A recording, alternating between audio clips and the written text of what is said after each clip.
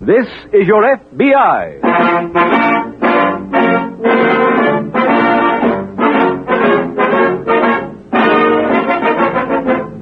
This is your F.B.I., the official broadcast from the files of the Federal Bureau of Investigation.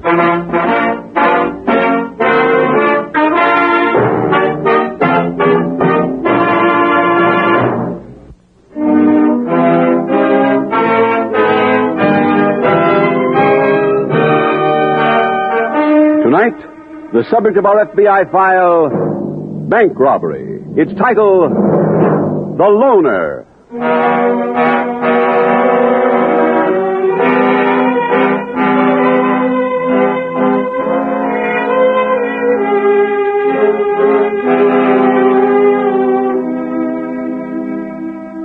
Tonight's case concerns one of the most serious problems facing law enforcement agencies throughout the country, and thus facing you, the people.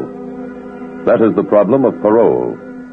The Federal Bureau of Investigation wishes to make perfectly clear that it is not opposed to the concept of paroling eligible and deserving prisoners. Do you know how paroles are handled in your section? Take the trouble to find out through one of the good government groups in your community.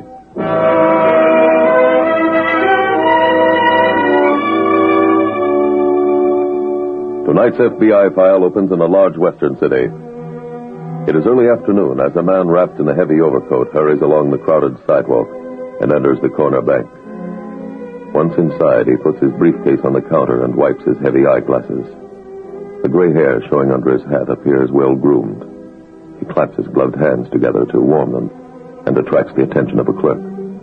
He tells the clerk he wishes to see the gentleman sitting at the desk in the corner, a gentleman named Bristol. In a minute, the clerk returns, opens the gate, and shows the visitor to Mr. Bristol's desk. Good afternoon. Have a seat, please. Thank you. You said you wanted to see me. Is that it so? Was it about a loan? Yes, sir.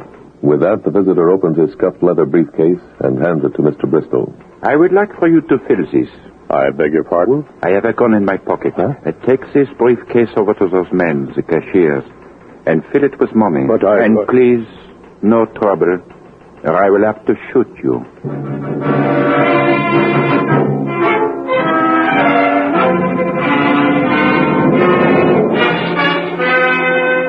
An hour later, at the local FBI field office, Agent in Charge Carter is at his desk when Agent Putnam approaches. Pardon me, Mr. Carter. Yes, Putnam? I've just been to the security bank. The amount stolen was $11,300 in cash and $7,000 in negotiable bonds. Any serial numbers? No, not on the money, but the bank's preparing a list of the bond numbers. Have it distributed as soon as it's ready. Yes, sir. The bandit left no prints, spoke only to a clerk and an official at the bank. The clerk didn't remember anything, but the other man, Mr. Bristol, gave me a description. Round face, heavy eyeglasses, gray hair at the temples, and he spoke with a French accent. I don't know how much good the description will do us, though. Mr. Bristol said the man might have been using makeup. Yeah. The gray hair, for example, showed traces of powder. The police already have a suspect, a parolee named Don Conway. He's an expert at makeup. And how about that French accent? Conway always fakes an accent. He also usually covers one employee and makes him go around and collect the loot. Shall I notify the police? I've already heard from them. They're going to have Conway brought in. See to it that Bristol has a look at him in the lineup.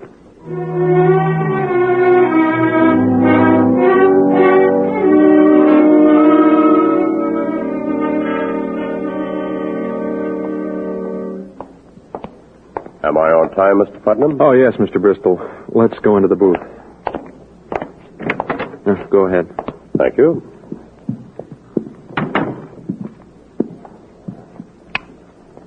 All right, jailer. Please bring the men onto the stage.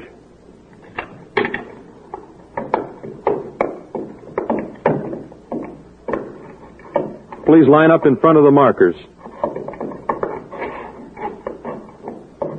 Do any of those men look like the bandit? Let me see.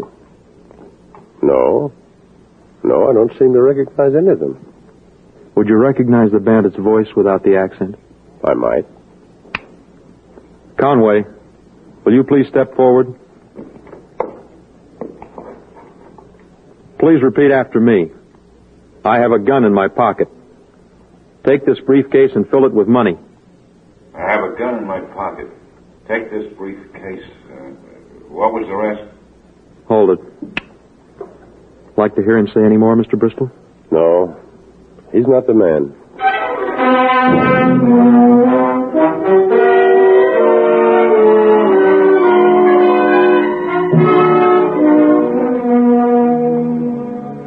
A bank is robbed, and the only eyewitness fails to identify the suspect.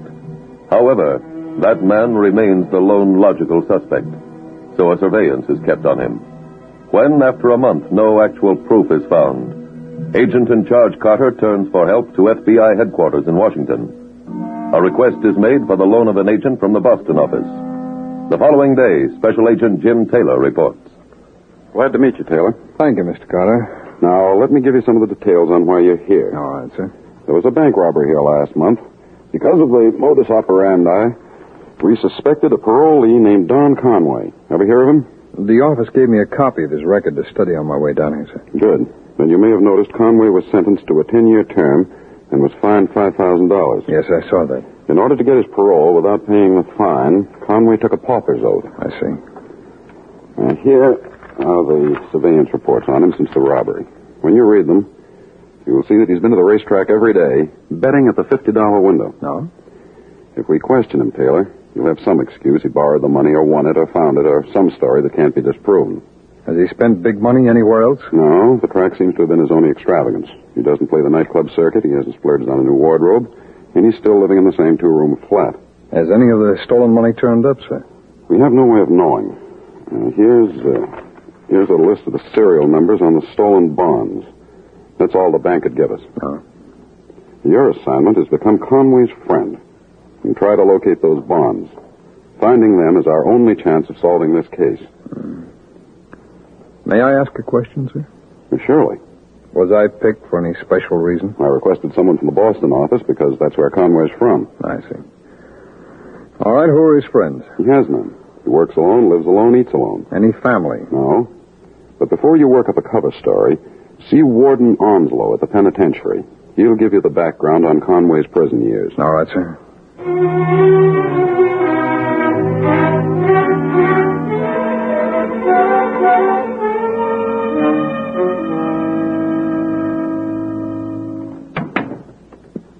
Have a chair, Mr. Taylor. Thank you, Warden. Now, wait till I find those Conway papers. Okay. Oh, here they are. Now, shall I start at the top? Yes, if you will, please, sir. Conway had an IQ of 103 when he entered. That's pretty high. He's got native intelligence and a fair education. Who are his friends, you Warden? He didn't have any. Conway doesn't trust people, not even other criminals. Oh, who did he talk to? One or two of the inmates, but they never really got close. You have a list of his visitors there? No, he never had one. How about mail? He didn't write or receive a single letter in 2 years. Any hobbies? Yes, mimicking the personnel and the other prisoners. He has the ability to hear a person a few times and imitate his speech perfectly. Anything else? Makeup. Makeup? Yes, we allow the prisoners to put on plays. Last year, Conway made up the entire cast to look like movie stars. Did an amazing job. Did he participate in any other prison activities? No. With that IQ, he might have used the library, huh? He did. Here's a list of the books he read. Oh, nice. All on horse racing. He seemed to be interested only in trying to work out a system for beating the races. I understand from his ex-cellmate that he was very proud of a formula he evolved just before his parole. Oh, I see. Here's a copy of his complete prison record. Thanks very much. Anything else I can do for you? No, I don't think so. And thanks again, Warden. If I have any other questions after I've read this material, I'll call you.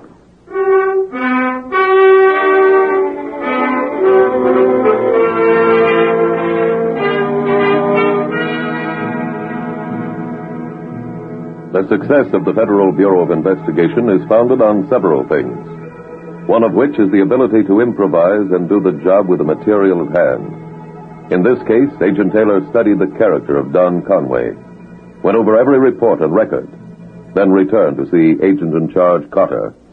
Worked out a plan, Taylor? I think so, sir. The only thing that I can find that Conway's really interested in is horse racing. Now, according to the surveillance reports, he goes to the track every day. The only books that he drew from the prison library were about racing. His only interest is some elaborate system that he has for picking the winners. Well, then I imagine your plan's tied in with horses. Yes, sir. Now, Conway takes the racetrack train around noon every day. Well, I'm going to ride on the same train, sit next to him. You won't be easy to strike up a conversation with. Well, I've been reading a few books myself. One of them has a very complex method of picking the best horse. Oh, I see. So I'll have a racing paper, and when I start writing figures down on the margin, adding some and subtracting others, I think it might arouse his curiosity, sir. And don't forget, he likes his privacy. So take your time. Try to make him come to you. All right, sir. And remember, all we're interested in is, has Conway got those bonds? Yes, sir. When do you expect to start? This afternoon on the racetrack train.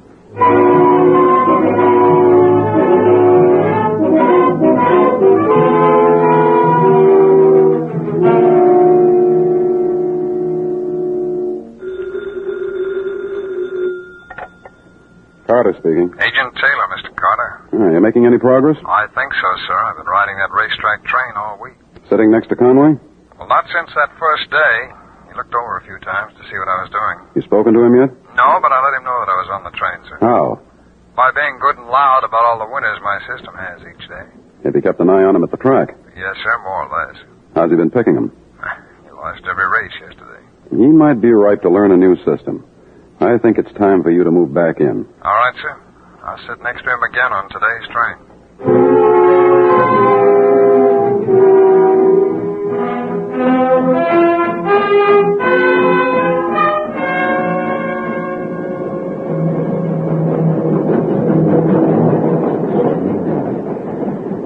$163 minus 15 is 48. Divide that by half is your 4. A Mac. Yeah. Is that a system? Yeah. How's it been going? No losing days yet. What are you making it first? Jamie. I don't put Jamie in the money. How do you figure him on top? By my system. What system's that? It's kind of tough to explain. You got to really know the horses. Let's see it. Okay. Yeah.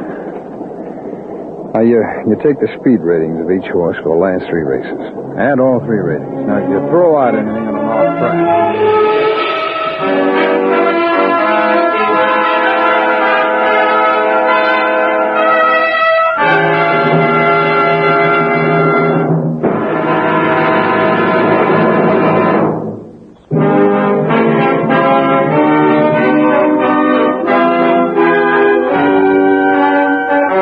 And now back to the FBI file, The Loner.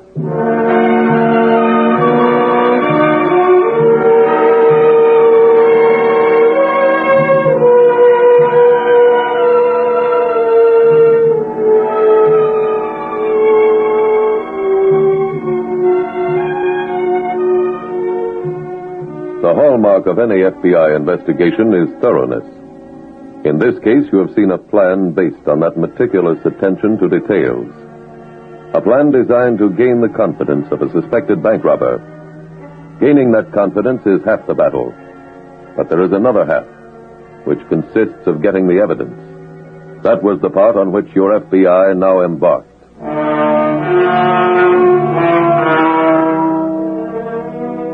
Tonight's file continues a few weeks later at the local FBI field office.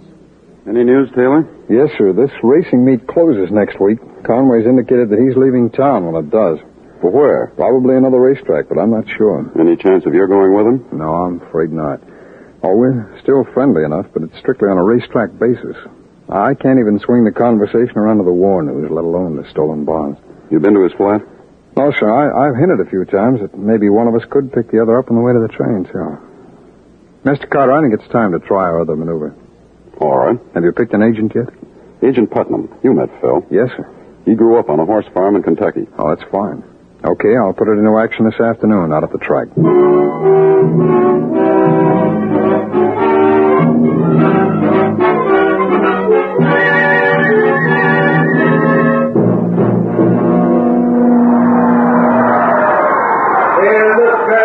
competitive, I know, faded out by a regular royal fold. It's competitive and faded out. Faded out and competitive.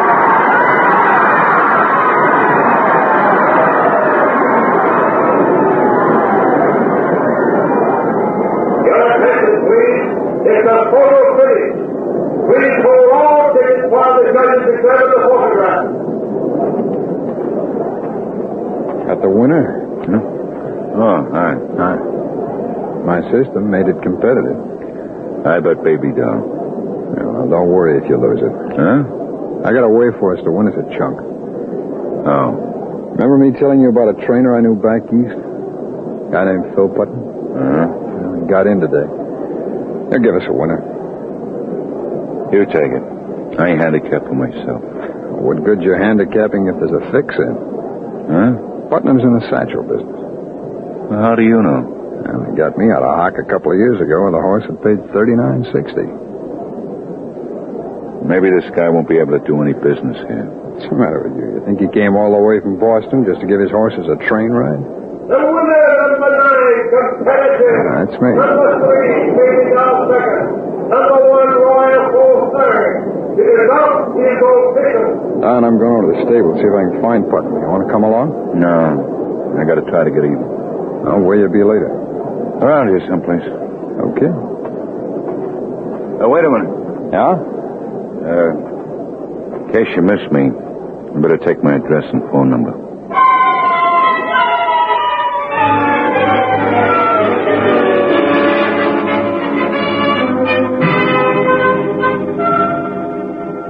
Each step of a plan like this must be handled as delicately as possible, because the entire operation is one in which a single mistake, one move that does not ring entirely true, wrecks the whole structure.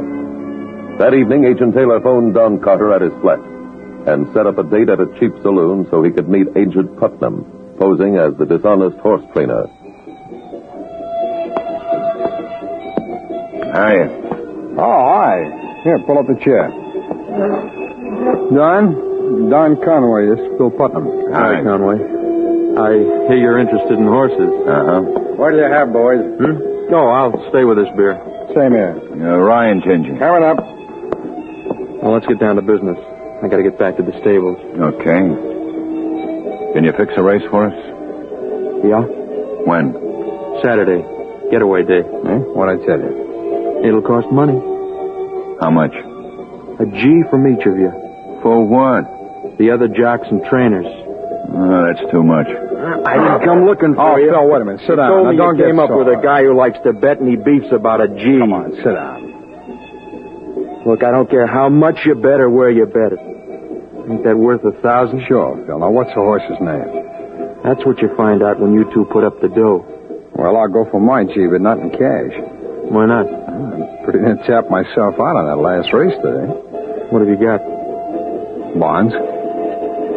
Conway, you mind leaving for a minute? Oh, he's okay, Phil. You can talk in front of him. Are these bonds like the one you gave me last time? Yeah. Well, you still got that guy back east who changes the numbers, haven't you? Yeah, he's around. Well, that'll cool these right off.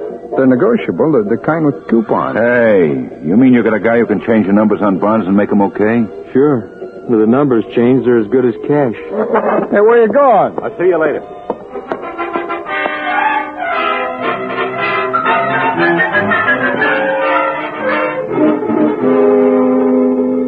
Agents Taylor and Putnam stayed in the cheap saloon for a while, waiting for Don Conway to return and explain his sudden exit. An hour later, they received a call. The agent keeping a surveillance on Conway after he left the saloon reported that he had now returned to his flat. That was the word Agent Taylor had been waiting for. Now the next step could be taken. Who is it? Taylor.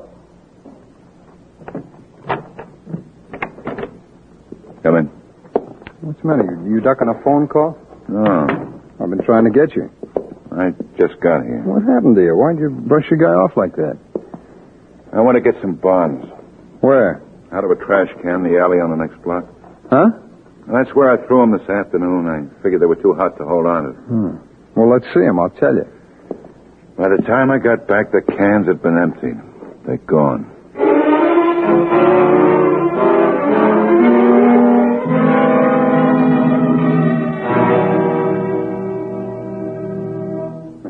we've got a new problem. What's that? Conway threw the bonds away. I know. We've got him. Well, you have? How? When he left his apartment to meet you at the saloon, the agent keeping him under surveillance followed him. Yeah? Conway ducked into an alley on the next block. The agent couldn't follow right behind him, but he searched the alley later and found the briefcase. But he didn't see Conway discard it. No.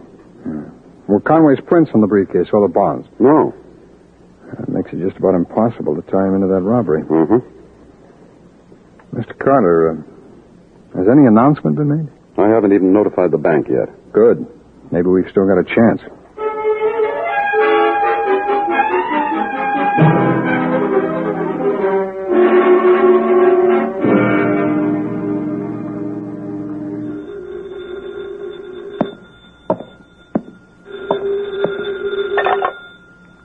Hello?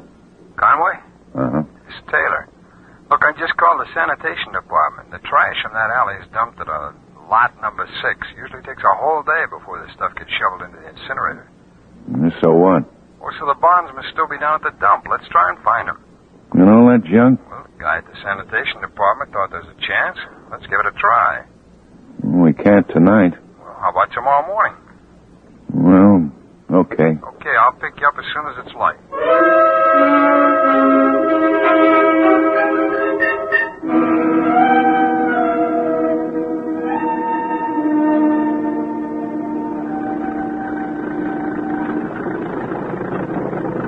Guy said the trash collected in that alley gets dumped over here in this corner. Here's the shovel. Okay. Well, let's start on the side here. All right. Hey, Conway, why'd you throw the bonds away? Oh, I told you. They were like yours. Hot? Uh-huh. Where'd you come up with them? Job? Yours? Uh-huh. Who'd you work with? Alone? That's the best way. Oh, I called Putnam. Yeah. When? This morning. Right, it's only 6:30 now. Well, those horse guys, they get up early. Oh. Well, what's the word? He wants the dough by tonight. Okay. Hey, here's a briefcase. Yeah, that's mine. How do you open this thing, anyway? Give me it. Yeah. Those are the bonds? Uh-huh. Hey, they're city bonds. Well, what about it? I read about some of them the other day. Somebody grabbed a bundle of them in a stick-up last month, a bank job. These are the ones. Did you hear that, boys? Hey, what is this? That's a microphone buried in the trash. Huh? Those men in the truck heard your confession. Hey, now, wait. They're F.B.I. men, and so am I, Conway. What? You're under arrest.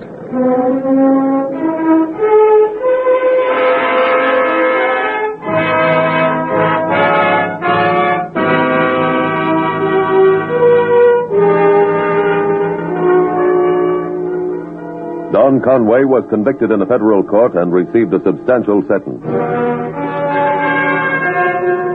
Not only did the special agents in the truck at the city dump hear Don Conway's confession, but his words were transcribed with the tape recorder they operated. When Conway heard it played back to him, he immediately signed a written confession. Thus, your FBI not only apprehended the guilty man, but also recovered almost the entire amount stolen from the bank. In the early 1930s, rising young gangsters looked upon bank robbery as one of the most promising underworld professions. Bank robberies rose to a high of more than 600 in a single year, an average of almost 2 for every business day. Since 1934, when the Federal Bureau of Investigation was given jurisdiction over most bank robberies, the number has been greatly reduced. Another illustration of how your FBI protects your freedom, your life, and your property.